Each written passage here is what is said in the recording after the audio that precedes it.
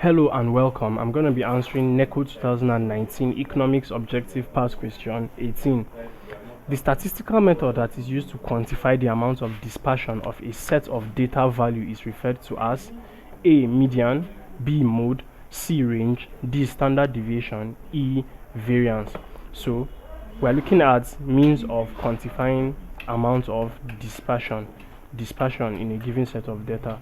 Now generally you have some statistical tools or statistical methods known as measures of dispersion,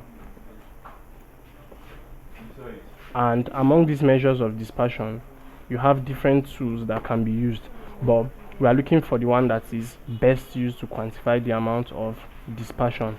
Now, amongst the options given to us, median and mode are not measures of dispersion. They are called measures of central tendency, and measures of central tendency aim to show us how close a group of given data are to each other. So median and mode are ruled out and cannot be the answer to this question. So what we are looking at here is range, standard deviation, and variance. Now range is simply the difference between the largest number in a given data and the lowest number.